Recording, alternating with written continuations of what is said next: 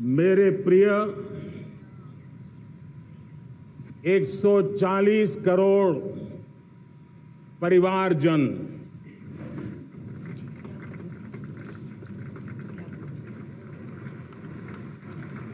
दुनिया का सबसे बड़ा लोकतंत्र और अब बहुत लोगों का अभिप्राय है कि जनसंख्या की दृष्टि से भी हम विश्व में नंबर 1 पर है। इतना बड़ा विशाल देश, 140 करोड़ देश कि मेरे भाई बहन, मेरे परिवारजन आज आजादी का पर्व मना रहे हैं। मैं देश के कोटि कोटि जनों को, देश और दुनिया में भारत को प्यार करने वाले, भारत का सम्मान करने वाले, भारत का गौरव करने वाले कोटि कोटि जनों को आजादी के इस महान पवित्र पर्व की अनेक अनेक शुभकामनाएं देता हूं। मेरे प्यारे परिवारजन, पूज्य बापू के नेतृत्व में असहयोग का आंदोलन, सत्याग्रह की मूवमेंट और भगत सिंह, सुखदेव, राजगुरु जैसे अनगिनत वीरों का बलिदान, उस पीढ़ी में शायद ही कोई व्यक्ति होगा जिसने देश की आजादी में अपना योगदान न दिया हो। मैं आज देश की आजादी के जंग में जिन जिन ने योगदान दिया है, बलिदान दिए हैं, त्याग किया है, तपस्या की है, उन सबको आदरपूर्वक नमन करता हूं, उनका अभिनंदन करता हूं। आज 15 अगस्त महान क्रांतिकारी और अध्यात्म जीवन के ऋषितुल्य प्रणेता श्री अरबिंदो की 150वीं जयंती पूर्ण हो रही है। ये वर्ष स्वामी दयानंद सरस्वती के 150वीं जयंती का वर्ष है। ये वर्ष रानी दुर्गावती के 500वीं जन्मशती का बहुत ही पवित्र अवसर है, जो पूरा देश बड़े धामधूम से मनाने वाला है। ये वर्ष मीराबाई, भक्ति योग की सिरमौर मीराबाई के 525 वर्ष का भी ये पावन पर्व है। ये बार जो 26 जनवरी हम मनाएंगे वो हमारे गणतंत्र दिवस की 75वीं वर्षगांठ होगी। अनेक प्रकार से अनेक अवसर, अनेक संभावनाएं राष्ट्र निर्माण में जुटे रहने के लिए पल पल नई प्रेरणा, पल पल नई चेतना, पल पल सपने, पल पल संकल्प, शायद इससे बड़ा कोई अवसर नहीं हो सकता। मेरे प्यारे परिवारजन, इस बार प्राकृतिक आपदा ने देश के अनेक हिस्सों में अकल्पनीय संकट पैदा किए। जिन परिवारों ने इस संकट में सहन किया है, मैं उन सभी परिवारजनों के प्रति अपनी संवेदना प्रकट करता हूं और राज्य और केंद्र सरकार मिलकर के उन सभी संकटों से जल्दी से मुक्त होकर के फिर तेज गति से आगे बढ़ेंगे, ये मैं विश्वास दिलाता हूं। मेरे प्यारे परिवारजनों, पिछले कुछ सप्ताह नॉर्थ ईस्ट में, विशेषकर मणिपुर में और हिंदुस्तान के भी अन्य कुछ भागों में, लेकिन विशेषकर मणिपुर में जो हिंसा का दौर चला, कई लोगों को अपना जीवन खोना पड़ा, मां बेटियों के सम्मान के साथ खिलवाड़ हुआ। लेकिन कुछ दिनों से लगातार शांति की खबरें आ रही हैं। देश मणिपुर के लोगों के साथ है। देश मणिपुर के लोगों को पिछले कुछ दिनों से जो शांति बनाए रखी है, उस शांति के पर्व को आगे बढ़ाए और शांति से ही समाधान का रास्ता निकलेगा और राज्य और केंद्र सरकार मिलकर के उन समस्याओं के समाधान के लिए भरपूर प्रयास कर रही है, करती रहेगी। मेरे प्यारे परिवारजनों, जब हम इतिहास की तरफ नजर करते हैं तो इतिहास में कुछ पल ऐसे आते हैं जो अपनी अमिट छाप छोड़ करके जाते हैं और उसका प्रभाव सदियों तक रहता है। और कभी कभी शुरुआत में वो बहुत छोटा लगता है, छोटी सी घटना लगती है, लेकिन वो अनेक समस्याओं की जड़ बन जाती है। हमें याद है 1200 साल पहले इस देश पर आक्रमण हुआ। एक छोटे से राज्य के छोटे से राजा का पराजय हुआ, लेकिन तब पता तक नहीं था कि एक घटना भारत को 1000 साल की गुलामी में फंसा देगी। और हम गुलामी में जकड़ते गए, जो आया लूटता गया, जो जिसका मन चाहा हम पे आके सवार हो गया। कैसा विपरीत काल रहा होगा वो 1000 साल का। मेरे प्यारे परिवारजनों,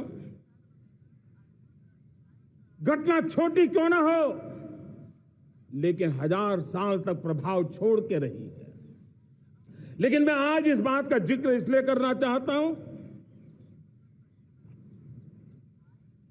कि भारत के वीरों ने इस कालखंड में कोई भूभाग ऐसा नहीं था, कोई समय ऐसा नहीं था जब उन्होंने देश की आजादी के लौ को जलता न रखा हो, बलिदान की परंपरा न बनाई हो। मां भारती बेड़ियों से मुक्त होने के लिए उठ खड़ी हुई थी, जंजीरों को झकझोर रही थी और देश की नारी शक्ति, देश की युवा शक्ति, देश के किसान, देश के गांव के लोग, मजदूर, कोई हिंदुस्तानी ऐसा नहीं था जो आजादी के सपने को लेकर के जीता ना हो। आजादी को पाने के लिए मर मिटने के लिए तैयार होने वालों की एक बड़ी फौज तैयार हो गई थी। जेलों में जवानी खपाने वाले अनेक महापुरुष हमारे देश की आजादी को, गुलामी की बेड़ियों को तोड़ने के लिए लगे हुए थे। मेरे प्यारे परिवारजनों, जनचेतना का वो व्यापक रूप, त्याग और तपस्या का वो व्यापक रूप, जन जन के अंदर एक नए विश्वास जगाने वाला वो पल आखिरकार 1947 में देश आजाद हुआ। 1000 साल की गुलामी में संजोए हुए सपने देशवासी पूरे करते हुए देखे। साथियों, मैं 1000 साल पहले की बात इसलिए कह रहा हूं, मैं देख रहा हूं फिर एक बार देश के सामने एक मौका आया है। इस ऐसे कालखंड में हम जी रहे हैं, ऐसे कालखंड में हमने प्रवेश किया है और यह हमारा सौभाग्य है कि भारत के ऐसे अमृत काल में, यह अमृत काल का पहला वर्ष है, या तो हम जवानी में जी रहे हैं या हम मां भारती की गोद में जन्म ले चुके हैं। और ये कालखंड, मेरे शब्द लिख करके रखिए मेरे प्यारे परिवारजनों, इस कालखंड में जो हम करेंगे, जो कदम उठाएंगे, जितना त्याग करेंगे, तपस्या करेंगे, सर्वजन हिताय सर्वजन सुखाय, एक के बाद एक फैसले लेंगे, आने वाले 1000 साल का देश का स्वर्णिम इतिहास उससे अंकुरित होने वाला है। इस कालखंड में होने वाली घटनाएं आगामी 1000 साल के लिए इसका प्रभाव पैदा करने वाली है। गुलामी की मानसिकता से बाहर निकला हुआ देश पंच प्राण को समर्पित होकर के एक नए आत्मविश्वास के साथ आज आगे बढ़ रहा है। नए संकल्पों को सिद्ध करने के लिए वो जी जान से जुड़ रहा है। मेरी भारत माता, जो कभी ऊर्जा का सामर्थ्य था लेकिन राख के ढेर में दबी पड़ी थी, वो भारत मां 140 करोड़ देशवासियों के पुरुषार्थ है, उनकी चेतना से, उनकी ऊर्जा से फिर एक बार जागृत हो चुकी है। मां भारती जागृत हो चुकी है और मैं साफ देख रहा हूं दोस्तों, यही कालखंड है। पिछले 9-10 साल हमने अनुभव किया है, विश्व भर में भारत की चेतना के प्रति, भारत के सामर्थ्य प्रति एक नया आकर्षण, नया विश्वास, नई आशा पैदा हुई है। और ये प्रकाश पुंज जो भारत से उठा है, वो विश्व को उसमें अपने लिए ज्योति नजर आ रही है। विश्व को एक नया विश्वास पैदा हो रहा है। हमारा सौभाग्य है, कुछ ऐसी चीजें हमारे पास हैं जो हमारे पूर्वजों ने हमें विरासत में दी है और वर्तमान कालखंड ने गढ़ी है। आज हमारे पास डेमोग्राफी है, आज हमारे पास डेमोक्रेसी है, आज हमारे पास डाइवर्सिटी है। डेमोग्राफी, डेमोक्रेसी और डाइवर्सिटी की ये त्रिवेणी भारत के हर सपने को साकार करने का सामर्थ्य रखती। आज पूरे विश्व में वहां देशों की उम्र ढल रही है, ढलाव पर है, तब भारत यौवन की तरफ ऊर्जावान होकर के बढ़ रहा है। कितने बड़े गौरव का कालखंड है कि आज 30 साल की कम आयु की जनसंख्या दुनिया में सर्वाधिक कहीं है तो ये मेरे भारत मां की गोद में है, ये मेरे देश में है। और 30 साल से कम उम्र की नौजवान हो मेरे देश के पास हो, कोटि कोटि भुजाएं हो, कोटि कोटि मस्तिष्क हो, कोटि कोटि सपने, कोटि कोटि संकल्प हो, तो भाइयों बहनों, मेरे प्रिय परिवारजनों, हम इच्छित परिणाम प्राप्त करके रह सकते हैं। मेरे प्यारे परिवारजनों, देश का भाग्य ऐसी घटनाएं बदल देती है, यह सामर्थ्य देश के भाग्य को बदल देता है। भारत 1000 साल की गुलामी और आने वाले 1000 साल के भव्य भारत के बीच में पड़ाव पर हम खड़े हैं, एक ऐसी संधि पर खड़े हैं। और इसलिए अब हमें न रुकना है, न दुविधा में जीना है। मेरे प्यारे प्रिय परिवारजनों, हमें खोई हुई उस विरासत का गर्व करते हुए, खोई हुई समृद्धि को प्राप्त करते हुए, हमें फिर एक बार, और ये बात मान के चले, हम जो भी करेंगे, हम जो भी कदम उठाएंगे, हम जो भी फैसला लेंगे, वो अगले 1000 साल तक अपनी दिशा निर्धारित करने वाला है, भारत के भाग्य को लिखने वाला है। मैं आज मेरे देश के नौजवानों को, मेरे देश की बेटे बेटियों को ये जरूर कहना चाहूंगा, जो सौभाग्य आज मेरे युवाओं को मिला है, ऐसा सौभाग्य शायद ही किसी के नसीब होता है जो आपके नसीब हुआ है। और इसलिए हमें ये गंवाना नहीं है।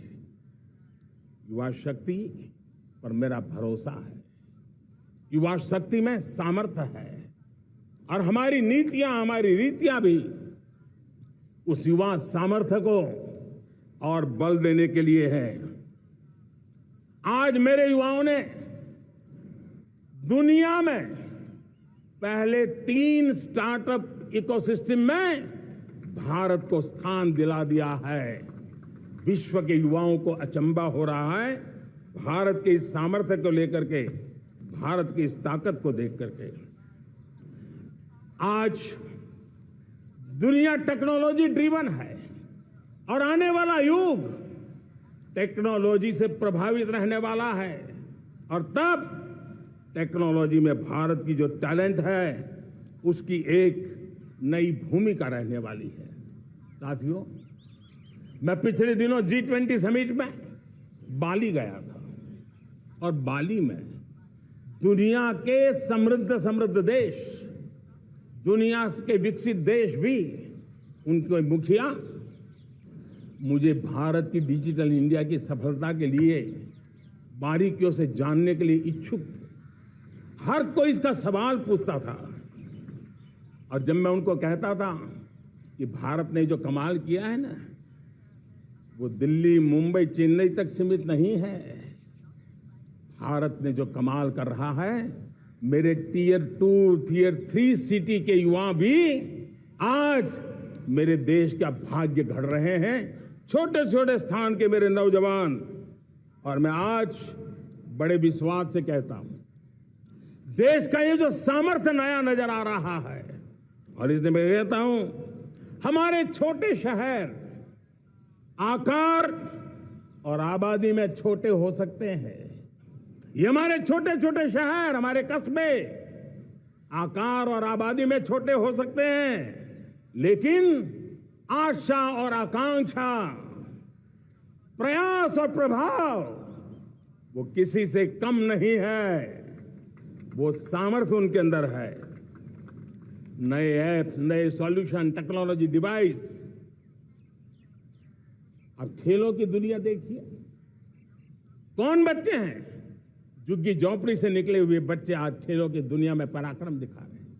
छोटे छोटे गांव के, छोटे छोटे कस्बे के नौजवान, हमारी बेटे बेटियां आज कमाल दिखा रही है। अब देखिए, मेरे देश की 100 जितनी स्कूल ऐसी हैं जहां के बच्चे सैटेलाइट बना करके सैटेलाइट छोड़ने की तैयारियां कर रही है। आज हजारों टिंकरिंग लैब नए वैज्ञानिकों का गर्भाधान कर रही है। आज हजारों टिंकरिंग लैब लाखों बच्चों को साइंस और टेक्नोलॉजी के राह पर आगे बढ़ने के लिए प्रेरणा दे रही है। मैं मेरे देश के नौजवानों को कहना चाहता हूं, अवसरों की कमी नहीं है। आप जितने अवसर चाहेंगे, ये देश आसमान से भी ज्यादा अवसर आपने देने का सामर्थ्य रखता है।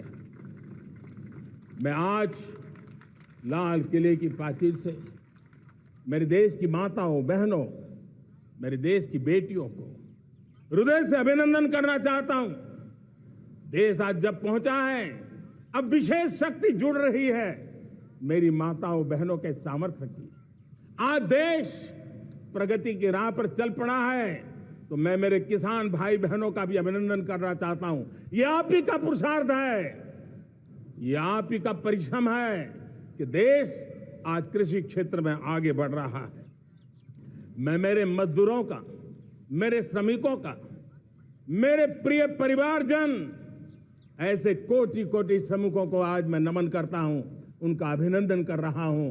देश आज जो आधुनिकता की ओर बढ़ रहा है, विश्व की तुलना करने वाले सामर्थ्य के साथ नजर आ रहा है, उसके पीछे मेरे देश के मजदूरों का, मेरे देश के श्रमिकों का बहुत बड़ा योगदान है। आज समय कहता है कि लाल किले की प्राचीर से मैं उनका अभिनंदन करूं, उनका अभिवादन करूं। और ये मेरे परिवारजन 140 करोड़ देशवासी, मेरे इन श्रमिकों का, रेहड़ी पटरी वालों का, फूल सब्जी बेचने वालों का हम सम्मान करते हैं। मेरे देश को आगे बढ़ाने में, मेरे देश को प्रगति की नई ऊंचाई पर ले जाने में प्रोफेशनल्स की बहुत बड़ी भूमिका है, बढ़ती रही है। चाहे साइंटिस्ट हो, चाहे इंजीनियर्स हो, डॉक्टर्स हो, नर्सिस हो, शिक्षक हो, आचार्य हो, यूनिवर्सिटीज हो, गुरुकुल हो, हर कोई मां भारती का भविष्य उज्जवल बनाने के लिए अपनी पूरी ताकत से लगा हुआ है। मेरे प्यारे परिवारजनों, राष्ट्रीय चेतना वो एक ऐसा शब्द है जो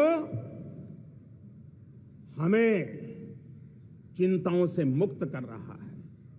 और आज वो राष्ट्रीय चेतना ये सिद्ध कर रही है कि भारत का सबसे बड़ा सामर्थ्य बना है भरोसा, भारत का सबसे बड़ा सामर्थ्य बना है विश्वास। जन जन में हमारा विश्वास, जन जन का सरकार पर विश्वास, जन जन का देश के उज्जवल भविष्य पर विश्वास, और विश्व का भी भारत के प्रति विश्वास। ये विश्वास हमारी नीतियों का है, हमारी रीति का है।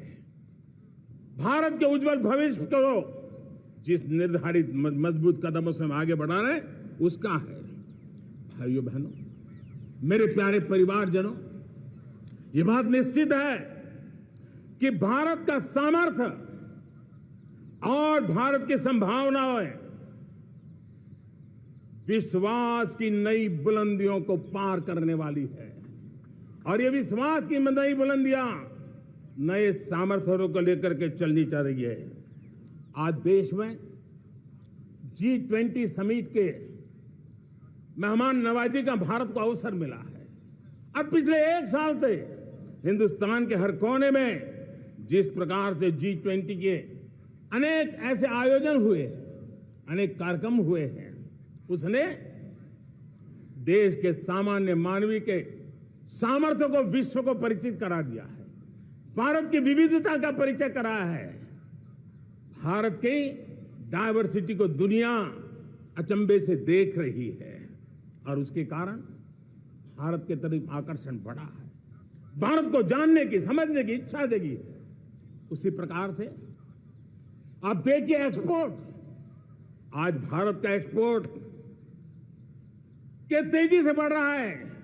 और मैं कहना चाहता हूं, दुनिया के एक्सपर्ट्स इन सारे मानदंडों के आधार पर कह रहे हैं कि अब भारत रुकने वाला नहीं है।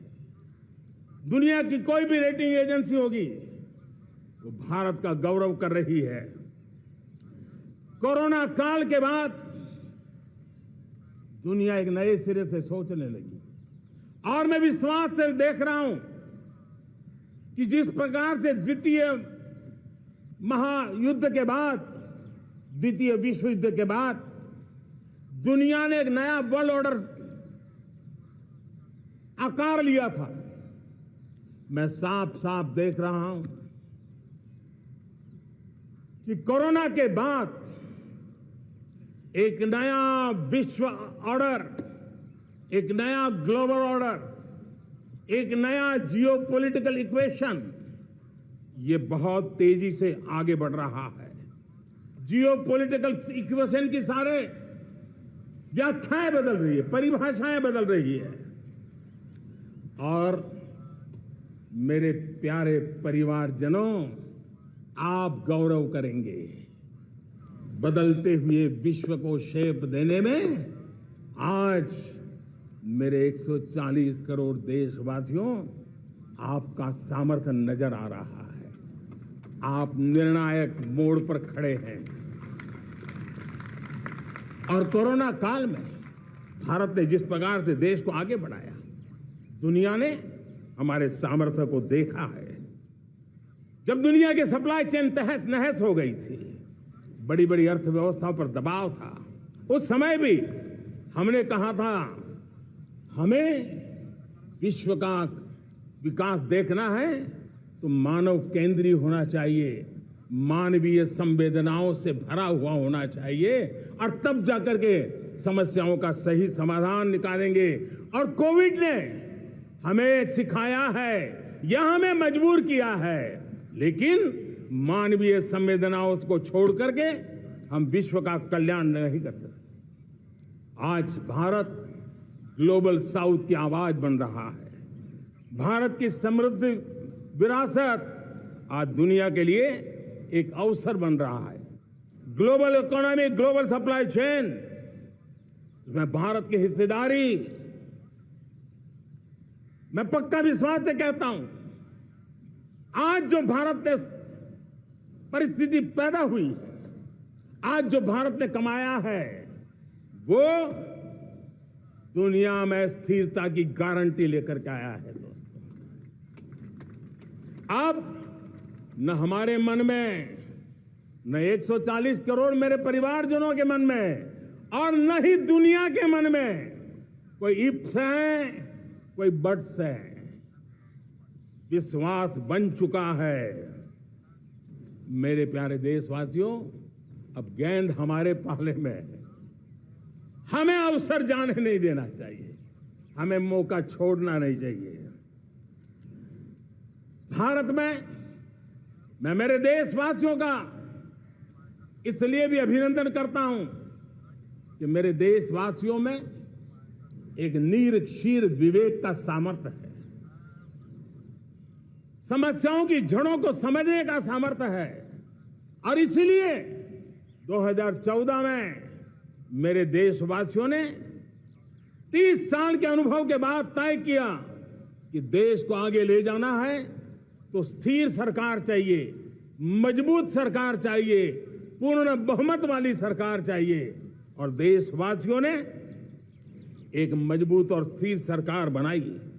और 3 दशकों के जो अनिश्चितता का कालखंड था, जो अस्थिरता का कालखंड था, जो राजनीतिक मजबूरियों से देश जकड़ा हुआ था, उससे मुक्ति मिली। मेरे प्यारे परिवारजनों, देश के पास आज एक ऐसी सरकार है, वो सर्वजन हिताय सर्वजन सुखाय, देश के संतुलित विकास के लिए समय का पल पल और जनता की पाई पाई, जनता की भलाई के लिए लगा रही है। और मेरी सरकार, मेरे देशवासियों का मन एक बात से जुड़ा हुआ है।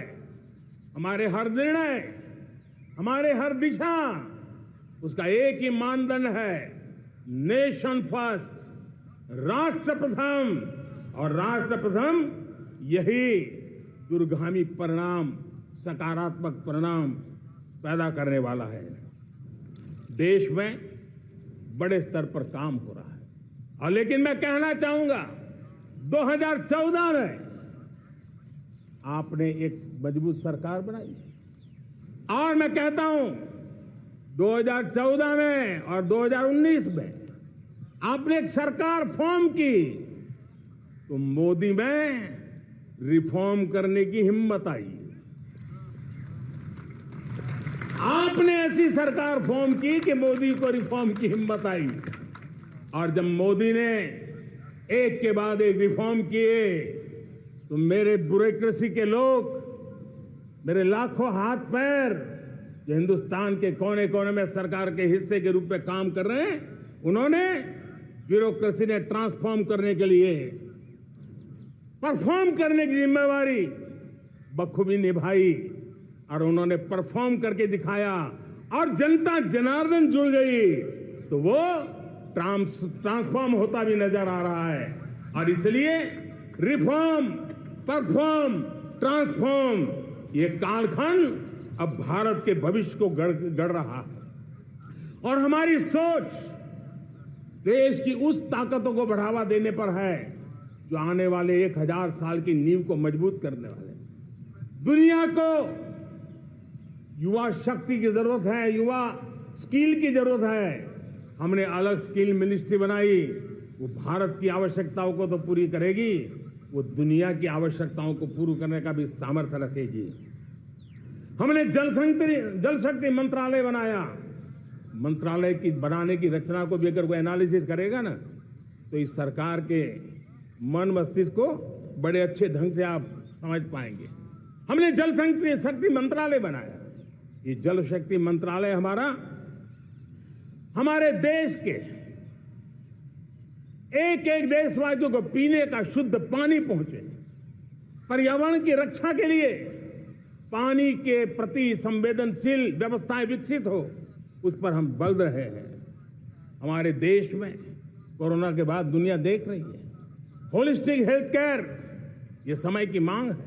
हमने अलग आयुष मंत्रालय बनाया और योग और आयुष आज दुनिया में अपना परचम लहरा रहे हैं। हमने दुनिया को हमारे कमिटमेंट के कारण विश्व का हमारे प्रति ध्यान गया है। अगर हम ही हमारे इस सामर्थ्य को नकार देंगे तो फिर दुनिया कैसे स्वीकार करेगी। लेकिन जब मंत्रालय बना तो दुनिया को भी उसका मूल्य समझने आया। मत्स्य पालन, हमारा इतना बड़ा समुद्री तट, हमारे कोटि कोटि मछुआरे भाई बहन, उनका कल्याण भी हमारे दिलों में है। और इसलिए हमने अलग से मत्स्य पालन को लेकर के, पशुपालन को लेकर के, डेयरी को लेकर के अलग मंत्रालय की रचना की, ताकि समाज के जिस वर्ग के लोग पीछे रह गए उनको हम साथ लें। देश में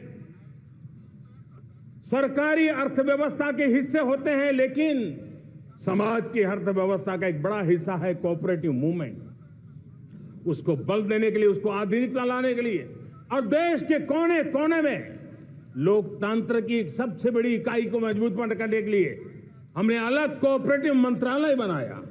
और वो हमारी सहकारी संस्थाएं उसका जाल बिछा रहा है, ताकि गरीब से गरीब की वहां सुनवाई हो, उसकी आवश्यकताओं की पूर्ति हो, और वो भी राष्ट्र के विकास की योगदान में एक छोटी इकाई का हिस्सा बनकर के उसमें वो योगदान दे रखें। हमने सहकार से समृद्धि का रास्ता अपनाया है। मेरे प्यारे परिवारजनों,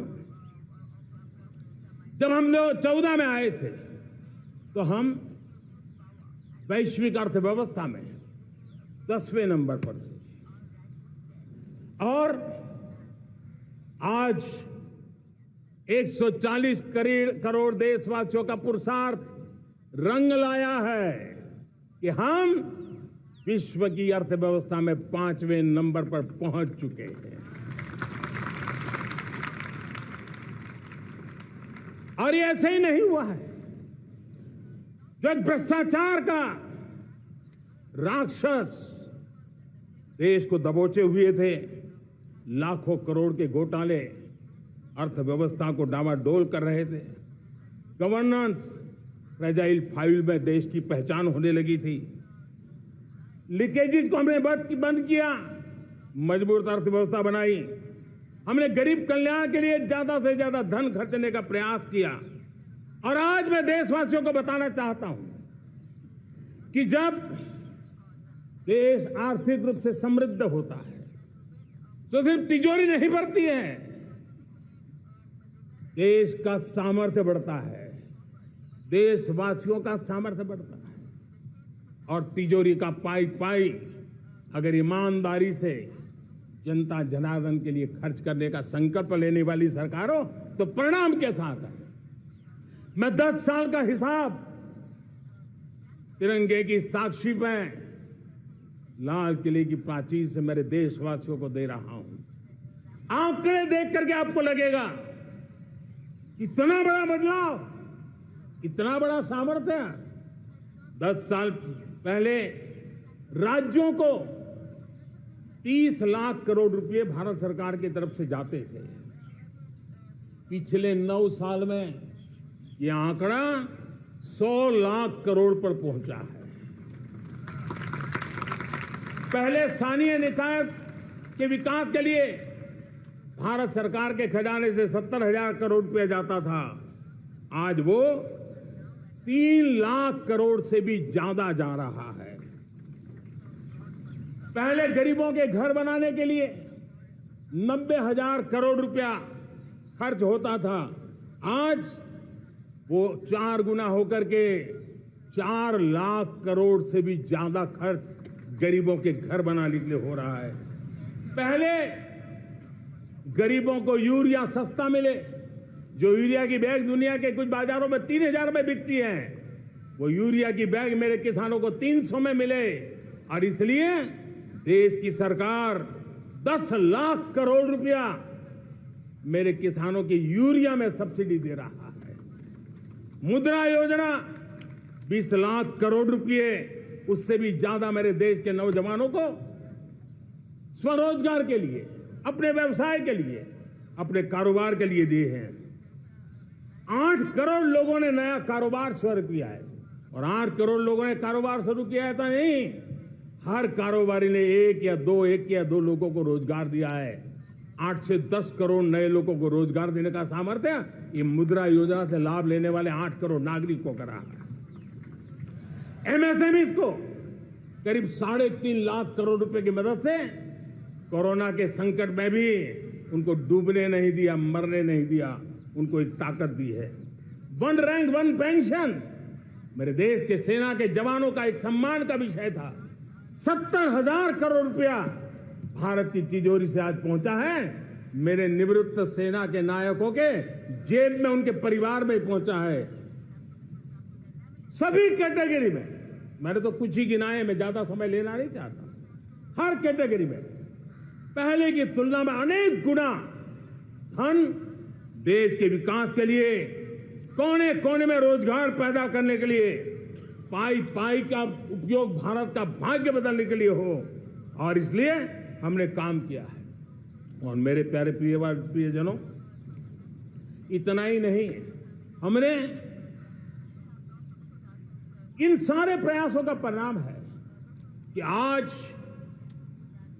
5 साल के मेरे एक कार्यकाल में, 5 साल के कार्यकाल में, 5 साल में 13.5 करोड़ मेरे गरीब भाई बहन गरीबी की जंजीरों को तोड़ करके न्यू मिडिल क्लास के रूप में बाहर आए हैं। जीवन का इससे बड़ा कोई संतोष नहीं होता। मेरे प्यारे प्रिय परिवारजनों, और जब 13.5 करोड़ लोग गरीबी की इस मुसीबतों से बाहर निकलते हैं, तो कैसी कैसी योजनाएं उनको मदद दी है।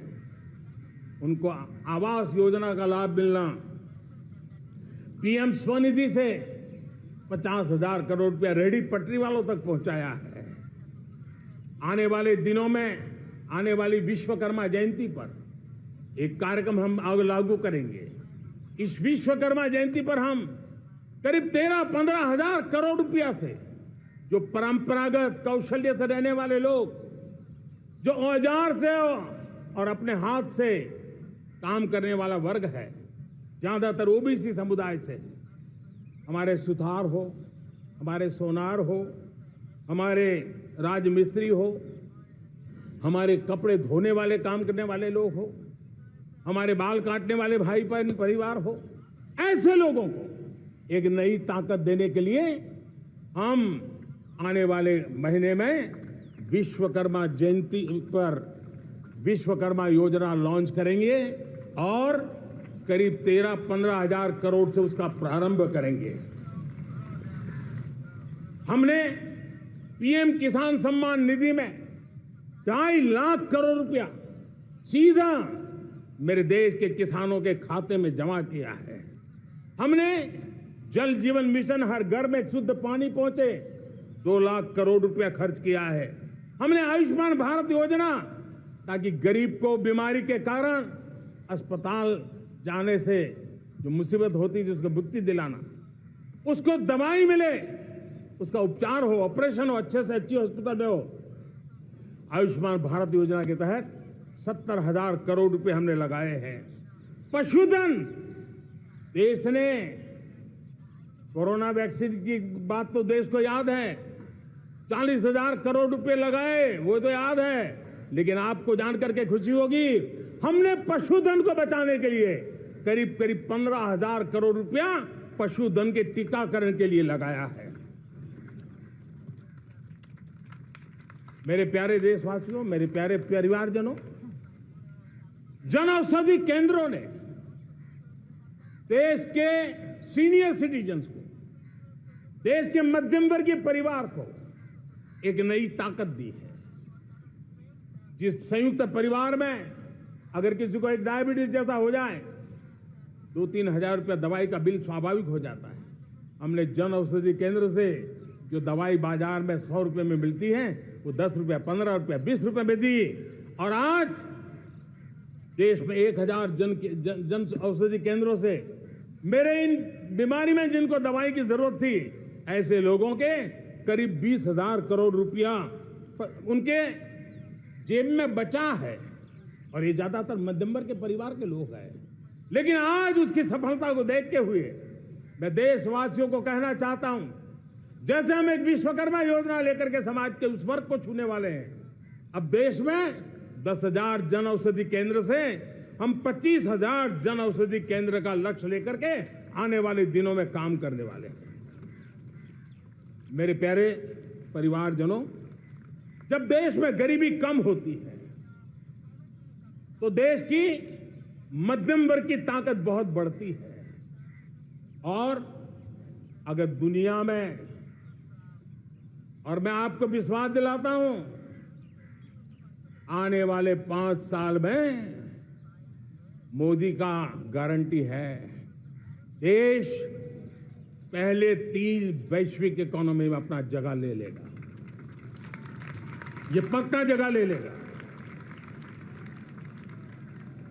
आज जो 13.5 करोड़ गरीबी से बाहर आए हुए लोग हैं, वो एक प्रकार से मध्यम वर्ग की ताकत बन जाते हैं।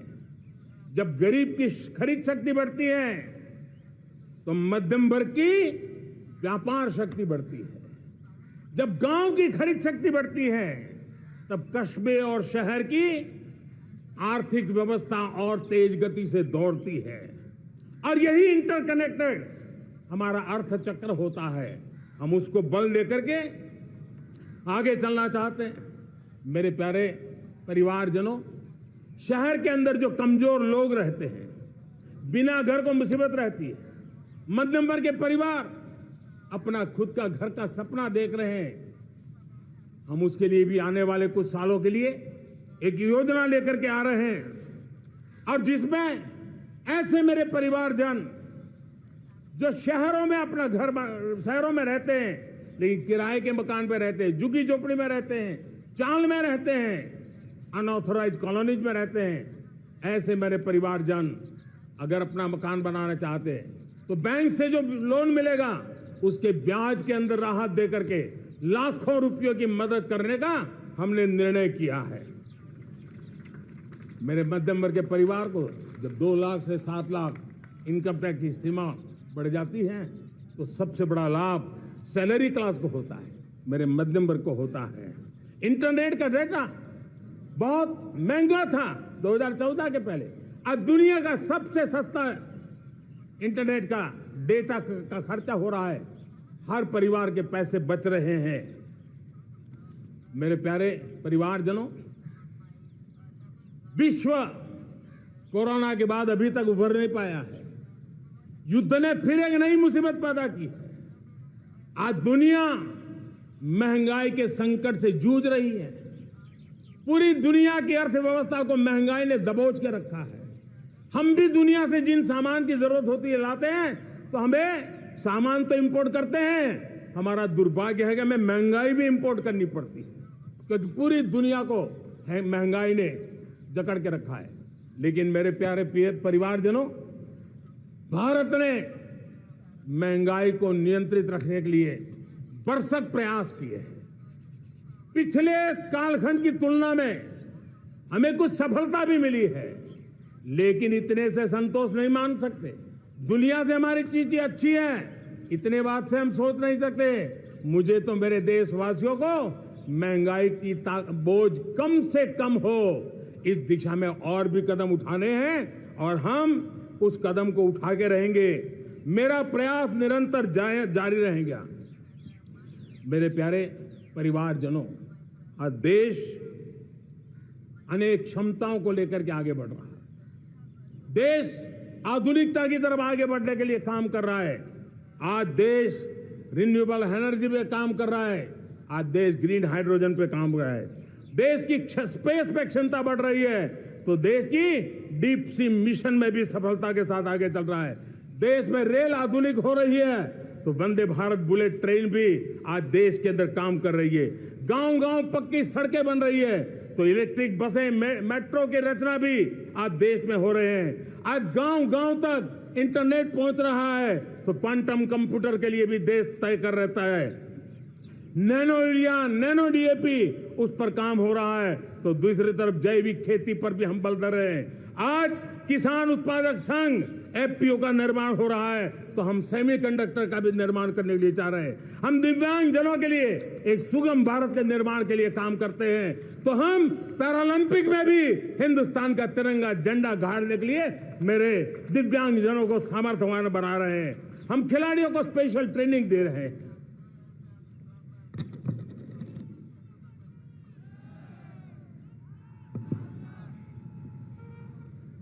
आज भारत पुरानी सोच, पुराने ढर्रे को छोड़ करके लक्ष्यों को तय करके लक्ष्यों को प्राप्त करने की दिशा से चल रहा है।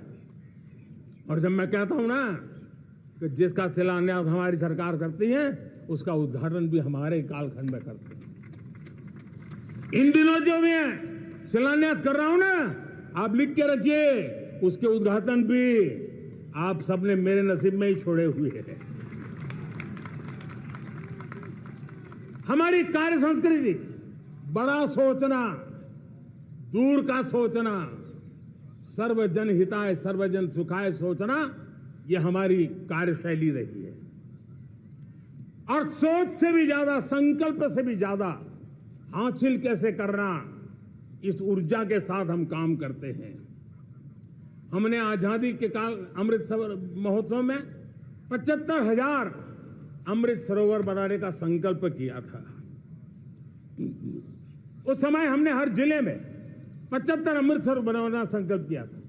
करीब 50-55 हजार अमृत सरोवर की कल्पना की थी, लेकिन आज करीब 75,000 अमृत सरोवर का काम निर्माण हो रहा है। ये अपने आप में बहुत बड़ा काम हो रहा है। जनशक्ति और जल शक्ति की ताकत भारत के पर्यावरण की रक्षा में भी काम आने वाली है। 18,000 गांवों तक बिजली पहुंचाना, जनधन बैंक खाते खोलना, बेटियों के लिए शौचालय बनाना, सारे टारगेट समय के पहले पूरी शक्ति से पूरे करेगा। और जब भारत ठान लेता है तो उसे पूरा करके रहता है। यह हमारा ट्रैक रिकॉर्ड कहता है। 200 करोड़ वैक्सीनेशन का काम, दुनिया हमें जब पूछती है 200 करोड़ सुनती है, उनकी आंखें फट जाती है। इतना बड़ा काम ये मेरे देश के आंगनवाड़ी वर्कर, हमारी आशा वर्कर, हमारी हेल्थ वर्कर, उन्होंने करके दिखा। यह मेरे देश का सामर्थ्य है। 5G को रोल आउट किया, दुनिया में सबसे तेज गति से 5G रोल आउट करने वाला मेरा देश है। 700 से अधिक जिलों तक हम पहुंच चुके हैं और अब 6G की भी तैयारी कर रहे हैं। हमने टास्क फोर्स बना दिया है।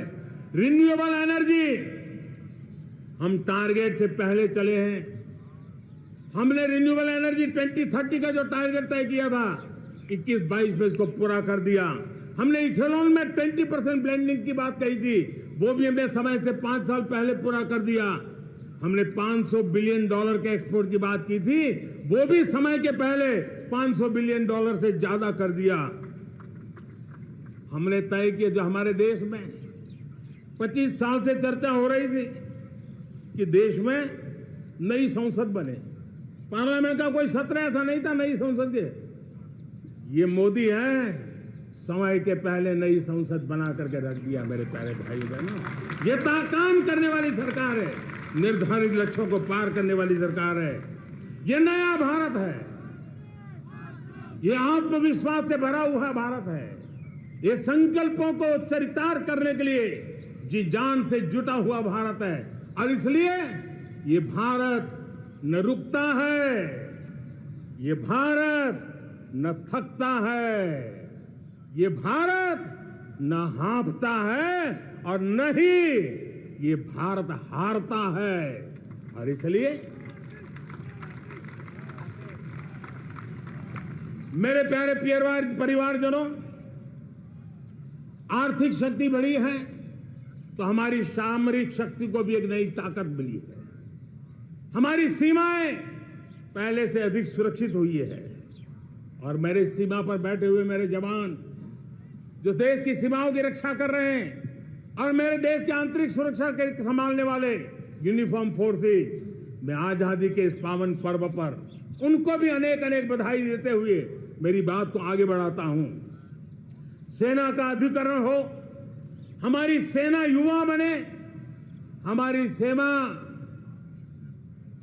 बैटल के लिए रेडी, युद्ध योग्य बने, इसलिए निरंतर रिफॉर्म का काम आज हमारी सेना में हो रहा है। मेरे प्यारे परिवारजनों, आए दिन हम लोग सुना करते थे, यहां बम धमाका हुआ, वहां बम धमाका हुआ, हर जगह पे लिखा हुआ रहता था कि इस बैग को मत छूना, अनाउंसमेंट होते रहते थे। आज देश सुरक्षा की अनुभूति कर रहा है और जब सुरक्षा होती है, शांति होती है, तो प्रगति के नए अरमान हम पूरे कर सकते हैं। उसको लिए सीरियल बम धमाके का जमाना बीती हुई बात हो गई है। निर्दोषों के जो मौत होते थे तो बीते हुए कल की बात हो गई है। आज देश में आतंकी हमलों में भारी कमी आई है। नक्सल प्रभावित क्षेत्रों में भी बहुत बड़ा बदलाव आया है, बहुत बड़ा परिवर्तन का एक वातावरण बना है। मेरे प्यारे परिवारजनों, प्रगति के हर चीज में, लेकिन जब 2047 हम एक विकसित भारत का सपना लेकर के चल रहे हैं तब, और वो सपना नहीं, 140 करोड़ देशवासियों का संकल्प है और उस संकल्प को सिद्ध करने के लिए परिश्रम की पराकाष्ठा भी है। और उसकी सबसे बड़ी ताकत होती है वो राष्ट्रीय चरित्र होता है। दुनिया में जिन जिन देशों ने प्रगति की है, दुनिया में जो जो देश संकटों से वो पार करके निकले हैं, उसमें हर चीज के साथ साथ एक महत्वपूर्ण कैटलिक एजेंट रहा है, वो राष्ट्रीय चरित्र रहा है। और हमें राष्ट्रीय चरित्र के लिए और बल देते हुए हमें आगे बढ़ना होगा।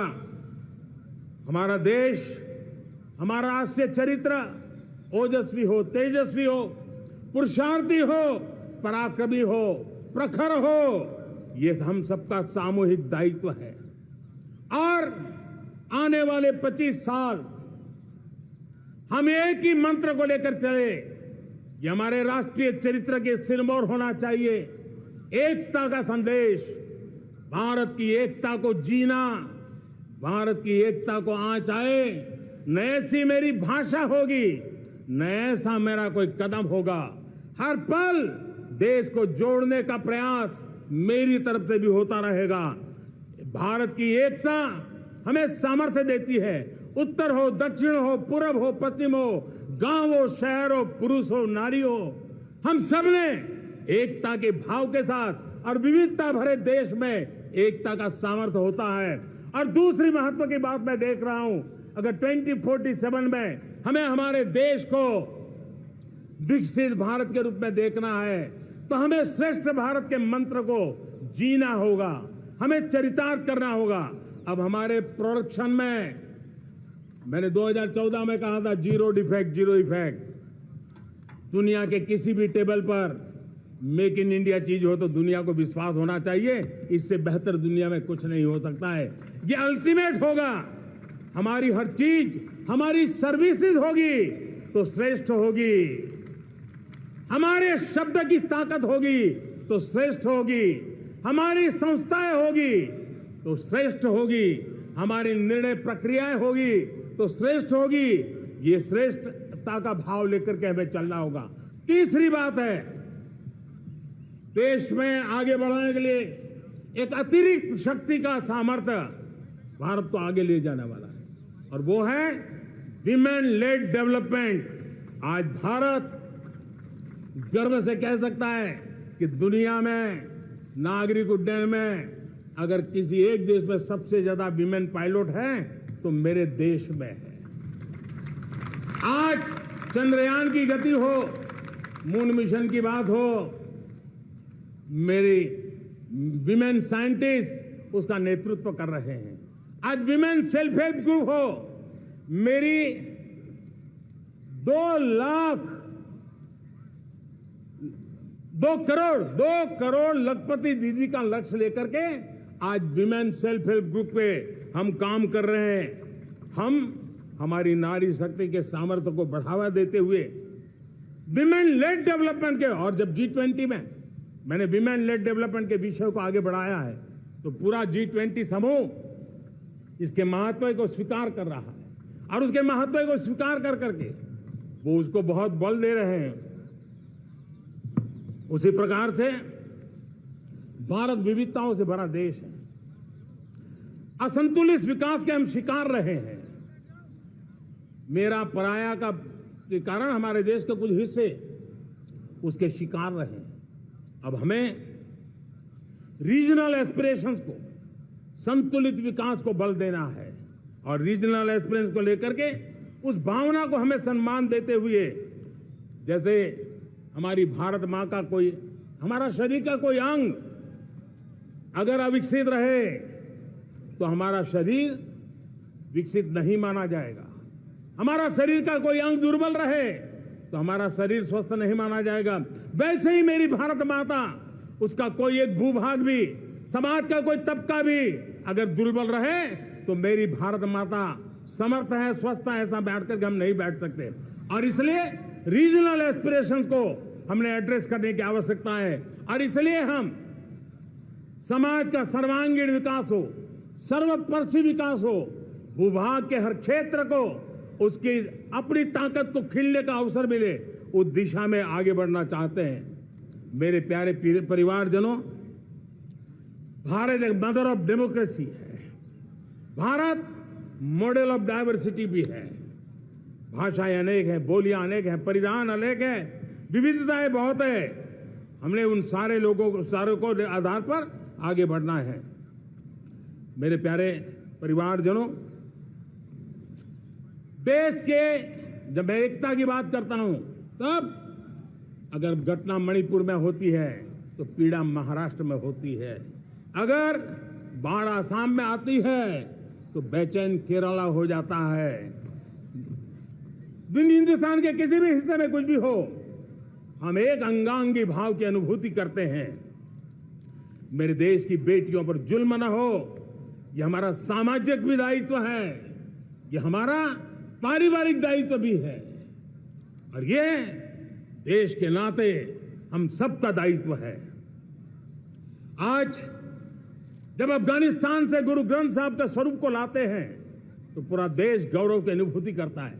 जब आज दुनिया के किसी देश में कोविड के काल में मेरा कोई सिख भाई लंगर लगाता है, भूखों को खिलाता है, और दुनिया में वाहवाही होती है, तो हिंदुस्तान का सीना चौड़ा हो जाता है।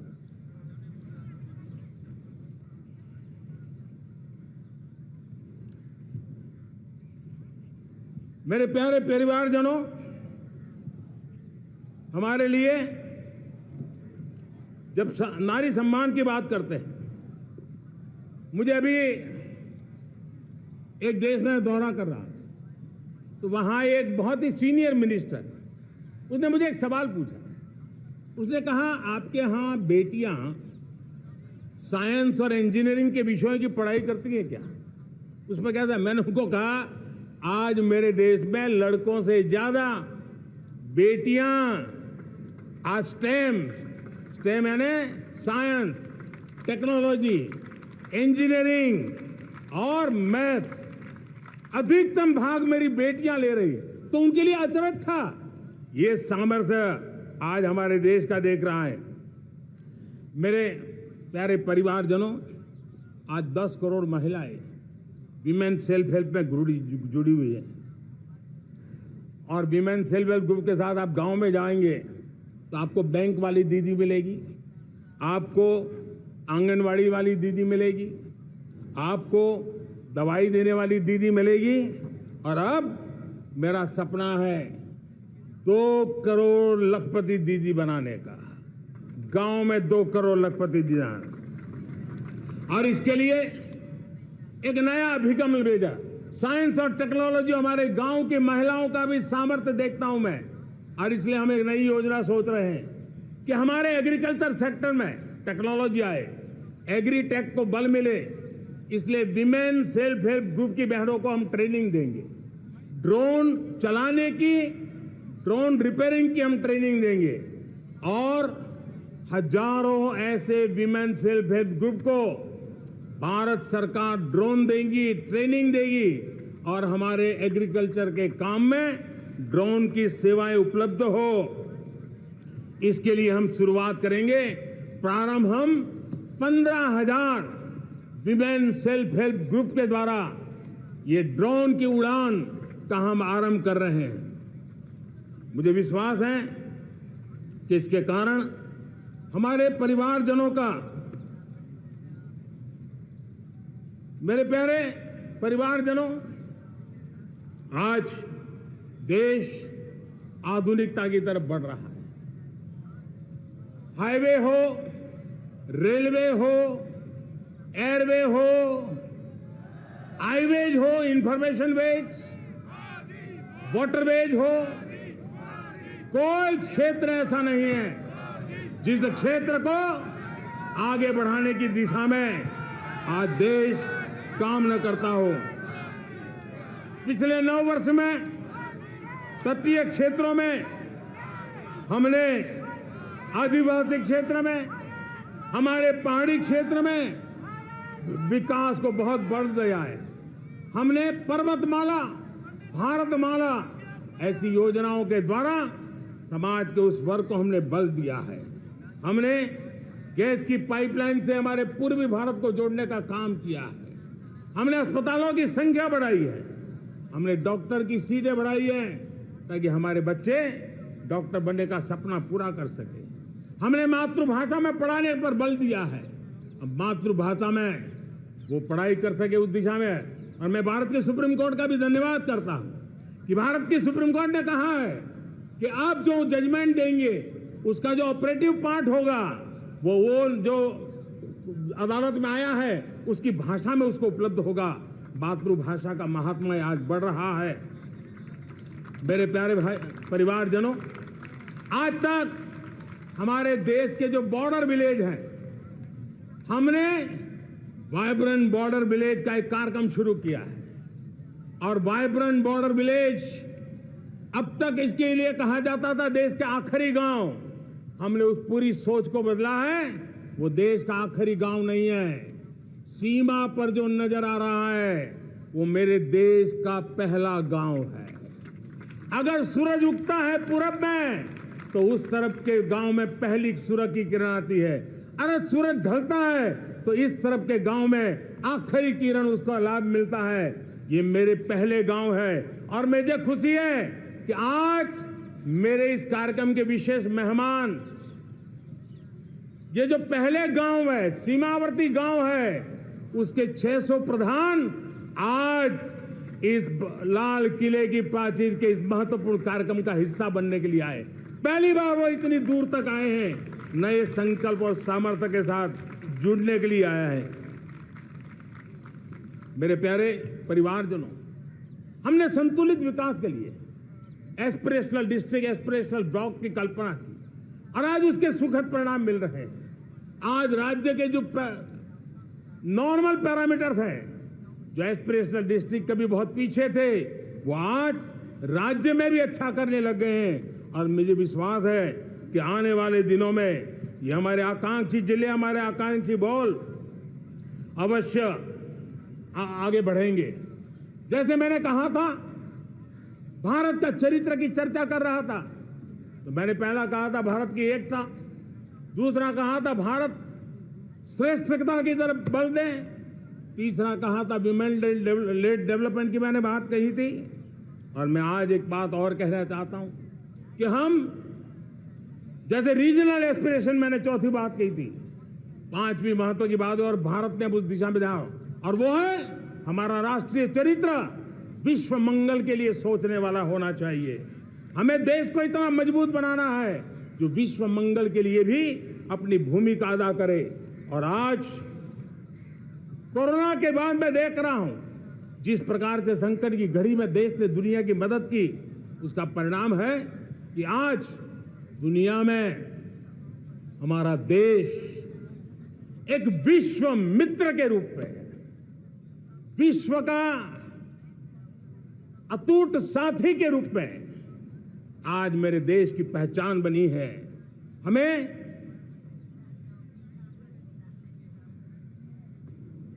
जब विश्व मंगल की बात करते हैं तब भारत का मूलभूत विचार है, उस विचार को हम आगे बढ़ाने लोग हैं। और मुझे खुशी है कि आज अमेरिकी संसद के भी कई चुने हुए गणमान्य प्रतिनिधि भी आज हमारे 15 अगस्त के इस अवसर में हमारे बीच में मौजूद है। भारत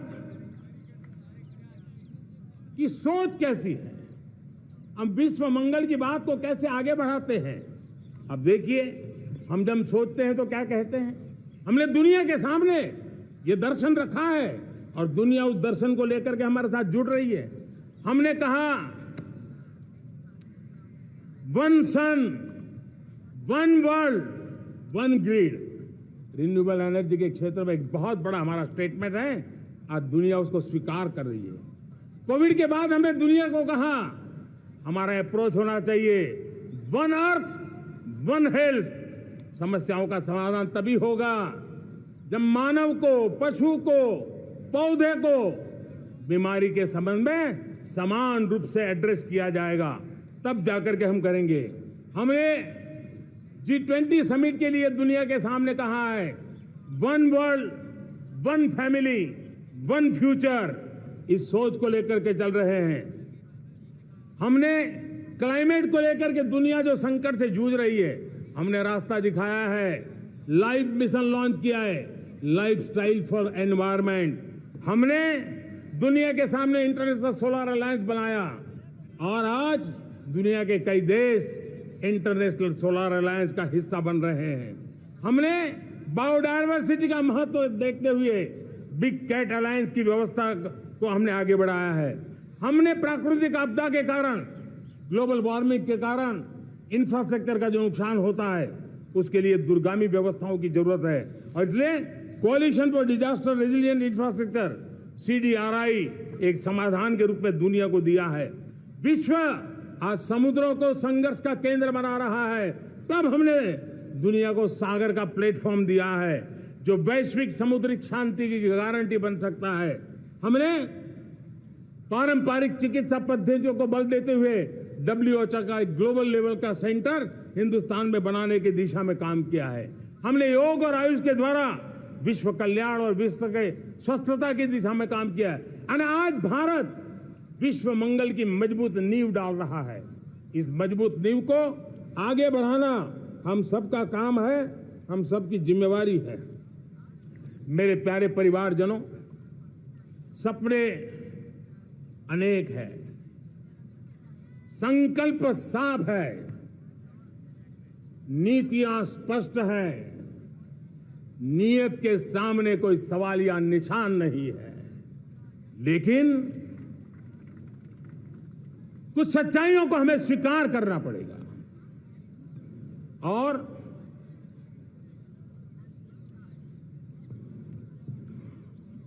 उसके समाधान के लिए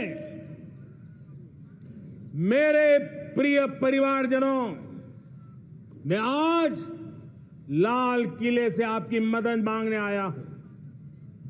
मैं लाल किले से आपके आशीर्वाद मांगने आया हूं, क्योंकि पिछले सालों मैंने देश को जो समझा है, देश की आवश्यकताओं को जो मैंने परखा है, और अनुभव के आधार पर मैं कह रहा हूं कि आज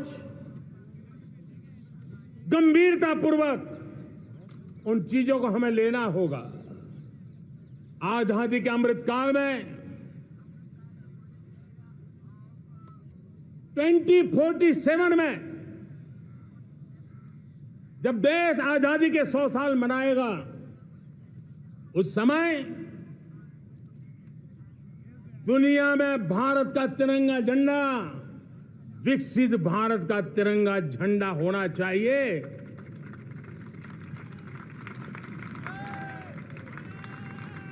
रत्ती भर भी हमें रुकना नहीं है, पीछे नहीं हटना है। और इसके लिए शुचिता, पारदर्शिता और निष्पक्षता, ये पहली मजबूती की जरूरत है। हमें उस मजबूती को जितना ज्यादा खाद पानी दे सकते हैं, संस्थाओं के माध्यम से दे सकते हैं, नागरिक के नाते दे सकते हैं, परिवार के नाते दे सकते हैं, ये हमारा सामूहिक दायित्व होना चाहिए। और इसलिए पिछले 75 साल का इतिहास देखिए, भारत के सामर्थ्य में कोई कमी नहीं थी। अरे जो देश कभी सोना की चिड़िया कहा जाता था, वो देश क्यों न फिर से उस सामर्थ्य को लेकर के खड़ा हो सकता है। मेरा अटूट विश्वास है साथियों, मेरे प्रिय परिवारजनों, मेरा अखंड अटूट एक निष्ठ विश्वास है कि 2047 में जब देश आजादी के 100 साल मनाएगा, मेरा देश विकसित भारत बन के रहेगा। और ये मैं मेरे देश के सामर्थ्य के आधार पर कह रहा हूं, मेरे उपलब्ध संसाधनों के आधार पर कह रहा हूं, और सबसे ज्यादा 30 से कम आयु वाली मेरी युवा शक्ति के भरोसे कह रहा हूं, मेरी माताओं बहनों के सामर्थ्य के भरोसे कह रहा हूं।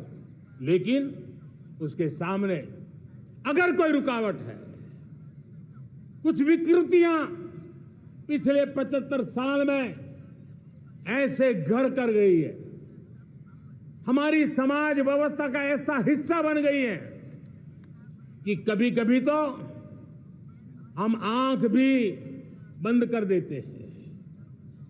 अब आंख बंद करने का समय नहीं है। अगर सपनों को सिद्ध करना है, संकल्प को पार करना है, तो हमें ये आंख मिचौली बंद करके, आंख में आंख मिला करके 3 बुराइयों से लड़ना बहुत समय की मांग है। हमारे देश की सारी समस्याओं की जड़ में भ्रष्टाचार ने दिमक की तरह देश की सारी व्यवस्थाओं को, देश के सामर्थ्य को पूरी तरह नोच लिया। भ्रष्टाचार से मुक्ति, भ्रष्टाचार के खिलाफ जंग हर इकाई में, हर क्षेत्र में। और मैं देशवासियों, मेरे प्रिय परिवारजनों, ये मोदी के जीवन का कमिटमेंट है। ये मेरे व्यक्तित्व का एक कमिटमेंट है कि मैं भ्रष्टाचार के खिलाफ लड़ाई लड़ता रहूंगा। दूसरा, हमारे देश को नोच लिया है परिवारवाद ने। इस परिवारवाद ने देश को जिस प्रकार से जकड़ के रखा है, उसने देश के लोगों का हक छीना है। और तीसरी बुराई तुष्टीकरण की है। ये तुष्टीकरण में भी देश के मूलभूत चिंतन को, देश के सर्व समावेशक हमारे राष्ट्रीय चरित्र को दाग लगा दिए, तहस नहस कर दिया है इन लोगों ने। और इसलिए मेरे प्यारे देशवासियों, इसलिए मेरे प्यारे परिवारजनों, हमें इन 3 बुराइयों के खिलाफ पूरे सामर्थ्य के साथ लड़ना है। भ्रष्टाचार, परिवारवाद, तुष्टीकरण, ये चुनौतियां हमारे, ये ऐसी चीजें पनपी है जो हमारे देश के लोगों का जो आकांक्षा है उसका दमन करती है। हमारे देश के कुछ लोगों के पास जो छोटा मोटा सामर्थ्य है उसका शोषण करती है। ये ऐसी चीजें हैं जो हमारे लोगों की आशा आकांक्षाओं को सवाल या निशान में गाड़ देती है। हमारे गरीब हो, हमारे दलित हो, हमारे पिछड़े हो, हमारे पसमानदा हो, हमारे आदिवासी भाई बहन हो, हमारी माताएं बहनें हो, हमने सबने उनके हकों के लिए इन 3 बुराइयों से मुक्ति पानी है। हमें भ्रष्टाचार के खिलाफ एक नफरत का माहौल बनाना है। जैसे गंदगी हमें नफरत पैदा करती है ना मन में, गंदगी पसंद नहीं है, ये सार्वजनिक जीवन की इससे बड़ी कोई गंदगी नहीं हो सकती। और इसलिए हमारे स्वच्छता अभियान को एक नया मोड़ ये भी देना है कि हमें भ्रष्टाचार से मुक्ति पानी है। सरकार टेक्नोलॉजी से भ्रष्टाचार की मुक्ति के लिए बहुत प्रयास कर रही है। आपको जानकर के हैरानी होगी, इस देश में पिछले 9 साल में एक काम मैंने ऐसे किया, आंकड़ा सुनोगे तो लोग कहेंगे मोदी ऐसा करता है, जैसे 10 करोड़ लोग करीब करीब जो गलत फायदा उठाते थे वो मैंने रोक दिया। तो आप में से कोई कहेगा आपने लोगों से अन्याय कर दिया। जी नहीं, ये 10 करोड़ कौन लोग थे? ये 10 करोड़ वो लोग थे जिनका जन्म ही नहीं हुआ था और उनके नाम पर उनके विडो हो जाते थे, वो वृद्ध हो जाते थे, वो दिव्यांग हो जाते थे, फायदे लिए जाते थे। 10 करोड़ ऐसे बेनामी जो चीजें चलती थी उसको रोकने का पवित्र काम, भ्रष्टाचारियों की संपत्ति जो हमने जब्त की है ना, वो पहले की तुलना में 20 गुना ज्यादा की है। मेरे प्यारे परिवारजनों, ये आपकी कमाई का पैसा लोग लेकर के भागे थे, 20 गुना ज्यादा संपत्ति को जब्त करने का। और इसलिए लोगों की मेरे प्रति नाराजगी होना बहुत स्वाभाविक है, लेकिन मुझे भ्रष्टाचार के खिलाफ की लड़ाई को आगे बढ़ाना है। हमारे सरकारी व्यवस्था ने पहले कैमरा के सामने तो कुछ हो जाता था, लेकिन बाद में चीजें अटक जाती थी। हमने पहले की तुलना में कई गुना ज्यादा अदालत में चार्जशीट की है और अब जमानतें भी नहीं मिलती हैं। वैसी पक्की व्यवस्था को लेकर के हम आगे बढ़ रहे हैं, क्योंकि हम ईमानदारी से भ्रष्टाचार के खिलाफ लड़ रहे हैं। आज परिवारवाद और तुष्टीकरण, इसने देश का बहुत बड़ा दुर्भाग्य किया है। अब लोकतंत्र में ये कैसे हो सकता है कि पॉलिटिकल पार्टी, और मैं विशेष बल दे रहा हूं पॉलिटिकल पार्टी, आज मेरे देश के लोकतंत्र में एक ऐसी विकृति आई है जो कभी भारत के लोकतंत्र को मजबूती नहीं दे सकती। और वो क्या है बीमारी? परिवारवादी पार्टियां। और उनका तो मंत्र क्या है? Party of the family, by the family and for the family. इनका तो जीवन मंत्र यही है कि उनकी पॉलिटिकल पार्टी, उनका राजनीतिक दल परिवार का, परिवार के द्वारा और परिवार के लिए, परिवारवाद और भाई भतीजावाद प्रतिभाओं के दुश्मन होते हैं, योग्यता को नकारते हैं, सामर्थ्य को स्वीकार नहीं करते हैं। और इसलिए परिवारवाद इस देश के लोकतंत्र की मजबूती के लिए उसकी मुक्ति जरूरी है। सर्वजन हिताय सर्वजन सुखाय, हर किसी को हक मिले इसलिए, और सामाजिक न्याय के लिए भी ये बहुत। उसी प्रकार से तुष्टीकरण ने सामाजिक न्याय का सबसे बड़ा नुकसान किया। अगर सामाजिक न्याय को तबाह किसने किया है तो ये तुष्टीकरण की सोच, तुष्टीकरण की राजनीति, तुष्टीकरण का सरकारी योजनाओं का तरीका, इसने सामाजिक न्याय को मौत के घाट उतार दिया है। और इसलिए हमें तुष्टीकरण, भ्रष्टाचार, ये विकास का सबसे बड़ा दुश्मन है।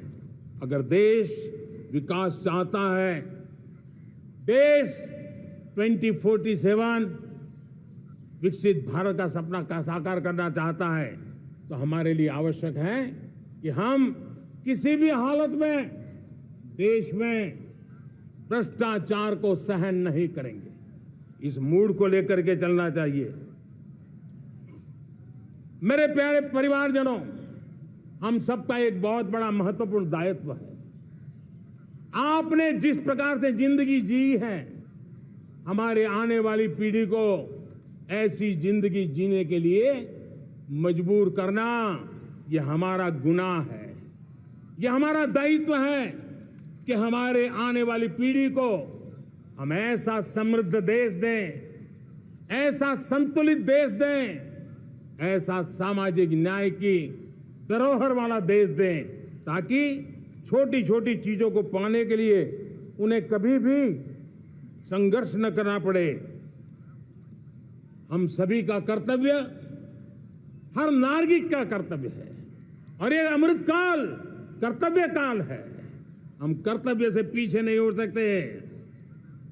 हमें वो भारत बनाना है जो पूज्य बापू के सपनों का था। हमें वो भारत बनाना है जो हमारे स्वतंत्र सेनानियों का सपना था।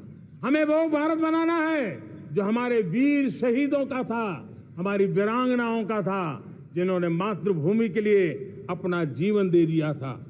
मेरे प्यारे परिवारजनों, मैं जब 2014 में आपके पास आया था, तब 2014 में मैं परिवर्तन का वादा लेकर के आया था।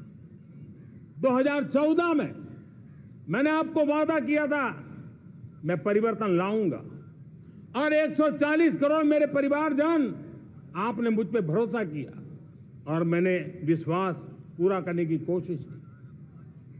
रिफॉर्म, परफॉर्म, ट्रांसफॉर्म, वो 5 साल जो वादा था वो विश्वास में बदल गया, क्योंकि मैंने परिवर्तन का वादा किया था। रिफॉर्म, परफॉर्म, ट्रांसफॉर्म के द्वारा मैंने इस वादे को विश्वास में बदल दिया। कठोर परिश्रम किया है, देश के लिए किया है, शान से किया है, सिर्फ और सिर्फ नेशन फर्स्ट, राष्ट्र सर्वोपरि, इस भाव से किया है। 2019 में परफॉर्मेंस के आधार पर आप सबने मुझे फिर से आशीर्वाद दिया। परिवर्तन का वादा मुझे यहां ले आया, परफॉर्मेंस मुझे दोबारा ले आया, और आने वाले 5 साल अभूतपूर्व विकास के हैं। 2047 के सपने को साकार करने का सबसे बड़ा स्वर्णिम पल आने वाले 5 साल है। और अगली बार 15 अगस्त को इसी लाल किले से मैं आपको देश की उपलब्धियां, आपके सामर्थ्य, आपके संकल्प, उसमें हुई प्रगति, उसकी जो सफलता है, उसके गौरवगान, उससे भी अधिक आत्मविश्वास के सामने, आपके सामने मैं प्रस्तुत करूंगा। मेरे प्यारे प्रियजनों, मेरे परिवारजनों, मैं आप में से आता हूं, मैं आपके बीच से निकला हूं, मैं आपके लिए जीता हूं। अगर मुझे सपना भी आता है तो आपके लिए आता है। अगर मैं पसीना भी बहाता हूं तो आपके लिए बहाता हूं, क्योंकि इसलिए नहीं कि आपने मुझे दायित्व दिया है, मैं इसलिए कर रहा हूं कि आप मेरे परिवारजन हैं, और आपके परिवार के सदस्य के नाते मैं आपके किसी दुख को देख नहीं सकता हूं, मैं आपके सपनों को चूर चूर होते नहीं देख सकता हूं, मैं आपके संकल्प को सिद्धि तक ले जाने के लिए आपका एक साथी बन करके, आपका एक सेवक बन करके, आपके साथ जुड़े रहने का, आपके साथ जीने का, आपके लिए जूझने का मैं संकल्प लेकर के चला हुआ इंसान हूं। और मुझे विश्वास है, हमारे पूर्वजों ने आजादी के लिए जो जंग लड़ा था, जो सपने देखे थे, वो सपने हमारे साथ है। आजादी के जंग में जिन्होंने बलिदान दिया था, उनके आशीर्वाद हमारे साथ है और 140 करोड़ देशवासियों को एक ऐसा अवसर आया है। ये अवसर हमारे लिए एक बहुत बड़ा संबल लेकर के आया है और इसलिए मेरे प्यारे प्रियजनों, आज जब मैं अमृत काल में आपके साथ बात कर रहा हूं, ये अमृत काल का पहला वर्ष है। ये अमृत काल के पहले वर्ष पर जब मैं आपसे बात कर रहा हूं तो मैं आपको पूरे विश्वास से कहना चाहता हूं, चलता चलाता काल चक्र, चलता चलाता काल चक्र, अमृत काल का भाल चक्र, चलता चलाता काल चक्र, अमृत काल का भाल चक्र, सबके सपने, सबके सपने, अपने सपने, सबके सपने, अपने सपने, पनपे सपने सारे, सबके सपने, अपने सपने, पनपे सपने सारे,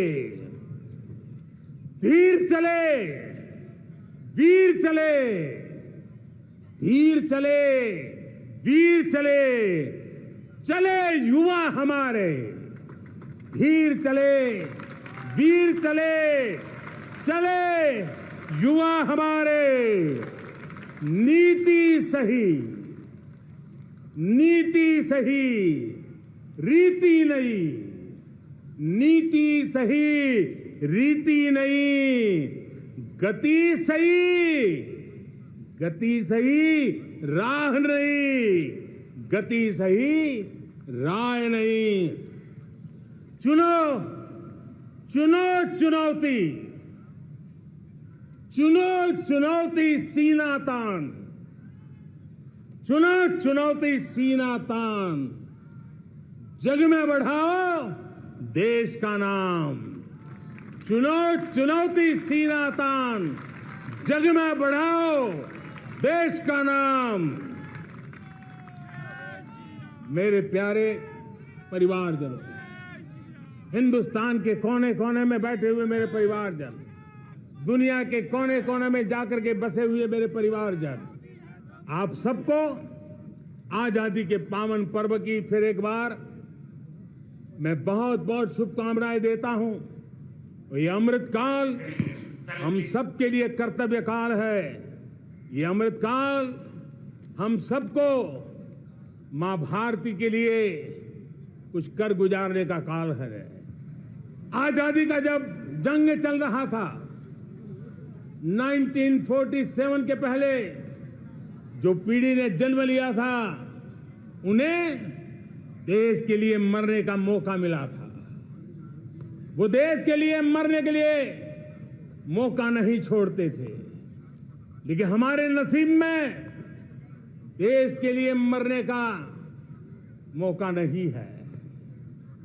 लेकिन हमारे लिए देश के लिए जीने का ये इससे बड़ा कोई अवसर नहीं होता। हमें पल पल देश के लिए जीना है। इसी संकल्प के साथ इस अमृत काल में 140 करोड़ देशवासियों के सपने संकल्प भी बनाने हैं। 140 करोड़ देशवासियों के संकल्प को सिद्धि में भी परिवर्तित करना है और 2047 का जब तिरंगा झंडा फहरेगा तो विश्व एक विकसित भारत का गुणगान करता होगा। इसी विश्वास के साथ, इसी संकल्प के साथ मैं आप सबको अनेक अनेक शुभकामनाएं देता हूं, बहुत बहुत बधाई देता हूं। जय हिंद, जय हिंद, जय हिंद। भारत माता की, भारत माता की, भारत माता की। वंदे वंदे वंदे। बहुत बहुत धन्यवाद।